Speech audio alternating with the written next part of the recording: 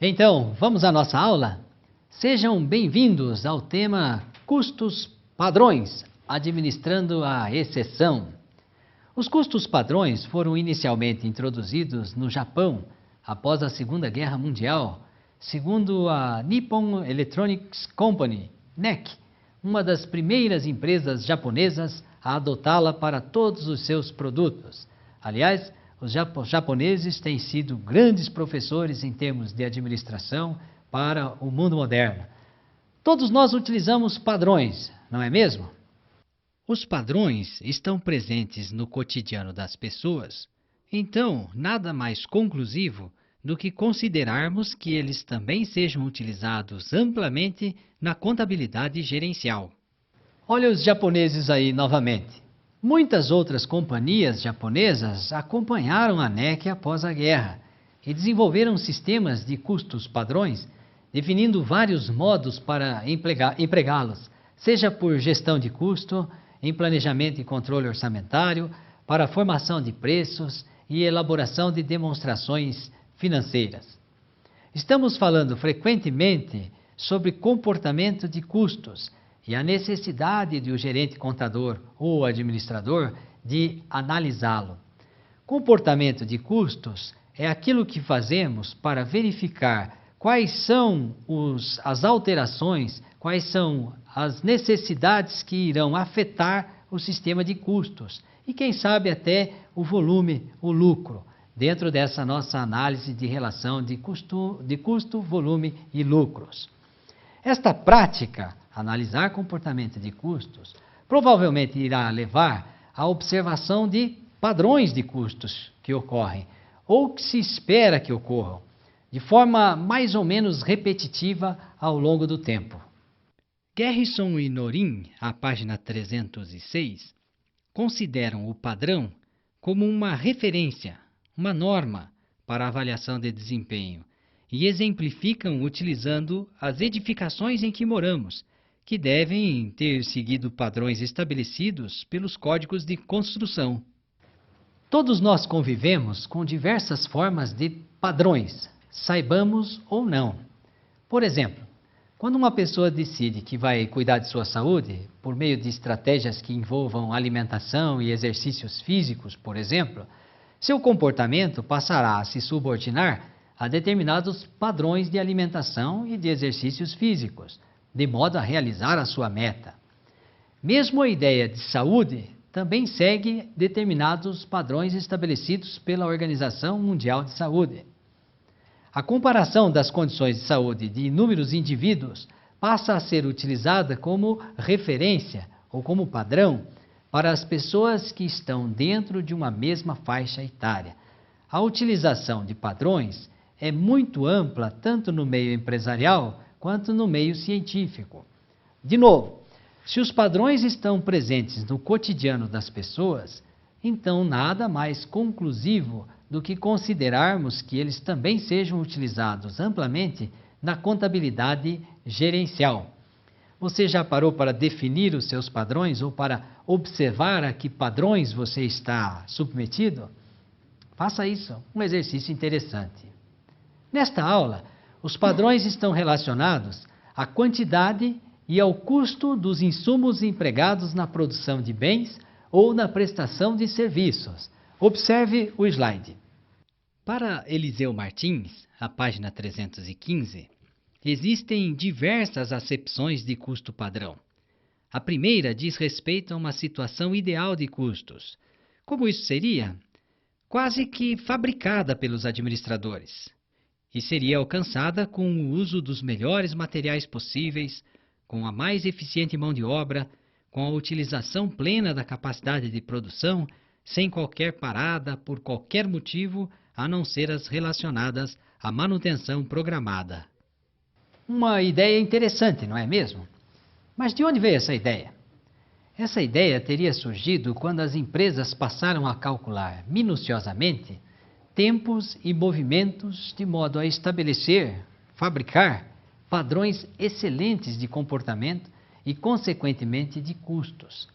Isso não nos parece real. Isso também não se mostrou eficiente em sua totalidade, porque os fenômenos reais são muito mais complexos do que as contagens que eram feitas da forma como eram feitas. Por exemplo, as empresas acabavam por utilizar os melhores empregados para os cálculos. Naturalmente, os gerentes queriam se utilizar da melhor referência que tinham em termos de mão de obra para poder obter os melhores resultados. E realizavam testes para aferir em quanto tempo estas pessoas conseguiriam cumprir com suas funções. Ocorre que os cálculos nem sempre levavam em conta os piores dias daqueles empregados, e quase sempre as melhores performances não conseguiam ser reproduzidas pelos demais empregados. Estava instalado o caos. Nesse cenário, as máquinas nunca quebram, a energia é infinita, os empregados nunca faltam, não há demissões. E quando acontecem essas demissões, os candidatos substitutos são ainda melhores do que aqueles que saíram. Conclusão: criar custos padrões ideais caiu em desuso. Como disse, foi instalado o caos. No entanto, nem tudo se perdeu.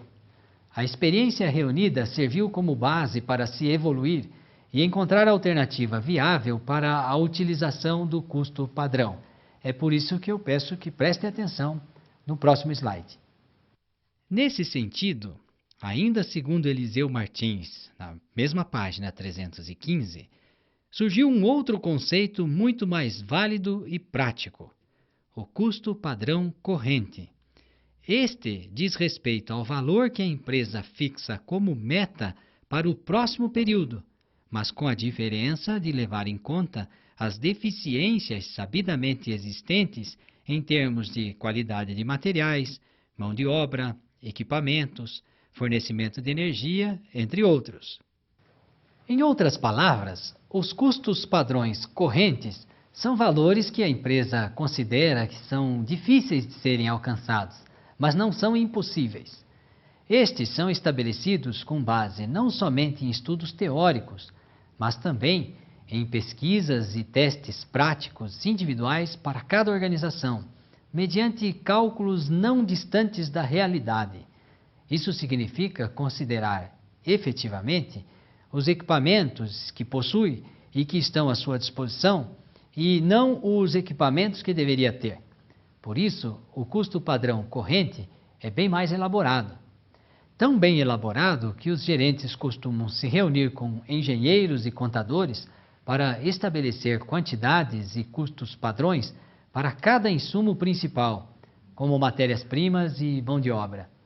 As quantidades padrões indicam quanto de insumo deve ser empregado na fabricação de uma unidade de produto ou na prestação de uma unidade de serviço. Os custos padrões indicam qual deve ser o custo ou o preço de compra dos insumos. As quantidades e os custos reais dos insumos são comparados com esses padrões. Caso se afastem significativamente dos padrões, os gerentes investigam a discrepância, por que isso aconteceu, e tratam esta exceção. Sim, pois o significativo afastamento do padrão deve ser a exceção e não a regra. Pelo menos é o que se espera, não é mesmo? É a partir desse entendimento que se associa a prática do custo padrão a uma administração da exceção. O objetivo é descobrir a causa do problema e eliminá-la de modo que não se reproduza. Percebe que esta é uma atitude igualmente presente em nosso dia a dia? Possuímos determinados padrões estabelecidos e esperamos que eles ocorram. Que o carro funcione, que a roupa esteja passada, que a condução passe na hora certa, uma infinidade. Quando algo dá errado, então houve uma discrepância, uma exceção, e precisa ser entendida e tratada. A principal finalidade do custo padrão é o planejamento e o controle dos custos. Por isso, a sua elaboração será tão mais eficiente quanto seja a sua fixação no que concerne aos levantamentos que irão a confronto posterior com a realidade, apontar ineficiências e defeitos na linha de produção. O ideal é que a ferramenta seja eficiente para apontar eventuais erros e não que os erros ocorram. Por isso, o custo padrão não substitui o custo real, nem as empresas ou tem um outro. Pelo contrário, o uso dos custos padrões somente se torna eficaz na medida em que exista um custo real para se extrair da comparação com o custo padrão, prováveis divergências existentes. Note que a comparação depende de quanto os dois custos, o padrão e o real, sejam apurados de forma correta. De nada adianta a fixação de um excelente custo padrão se os custos durante a execução não são apurados de forma correta. O inverso também é verdadeiro. De nada adianta a apuração mais precisa de custos reais se o custo padrão tiver sido fixado de forma menos precisa ou até de forma equivocada. Se o padrão for fixado considerando-se metas difíceis, mas possíveis de ser alcançadas, acabará por funcionar como alvo e desafio realmente de todo o pessoal. Isso tem a ver com uma outra finalidade do custo padrão, decorrente da adoção de qualquer base de comparação fixada para efeito de controle. É o efeito psicológico sobre o pessoal. Este efeito pode ser positivo ou negativo, dependendo da forma de tratamento dispensada à implantação. Por outro lado, se for fixado com base no conceito ideal, praticamente impossível de ser atingido, todo o efetivo saberá que o valor é inatingível e, portanto, qualquer esforço jamais culminará em sucesso. Isso irá gerar desmotivação e efeito psicológico individual e coletivo desfavorável. Essa, inclusive, é a ideia do professor Eliseu Martins. Errônea é a consideração de que os custos padrões vieram para simplificar a vida da empresa. Custo padrão implica sempre a adoção de mais trabalho por parte da empresa do que se não o tivesse. Logo, mais uma vez alertamos, como já foi feito em outras vezes, cada organização deve decidir sobre implantar ou não, se é necessário ou não e se os esforços financeiros, humanos, materiais necessários para estabelecê-los, implantá-los e mantê-los justificam os benefícios que proporcionam. Vamos conhecer outro fator crítico. Esta é uma das verdades mais incontestes no mundo da contabilidade gerencial. A organização precisa produzir respostas rápidas para manter o pessoal motivado e o sistema com credibilidade. Então, outro fator crítico para o sucesso do custo padrão é a credibilidade, assim como tudo na vida. Promessas não cumpridas, compromissos adiados futilmente, atrasos demasiados em horas marcadas, tudo isso irrita e inibe a credibilidade de pessoas e profissionais. Logo, não basta que os sistemas real e padrão de custos exibam divergências e inconsistências e nada seja feito. O objetivo da comparação entre o custo padrão e o custo real não é uma enxurrada de relatórios de divergências em si, mas a solução efetiva para cada uma delas. Perdida a grande função de controle, desaparece a razão de ser do custo padrão. Como vimos, o custo padrão funciona como uma espécie de monitoramento entre o previsto e o realizado, como algo frequente dentro da organização. E isso cria uma rotina nessa prática muito interessante. Outra questão que devemos ter atenção no custo padrão é que ele exige sempre que o padrão seja fixado em quantidade e valor, o que serve também para o custo real.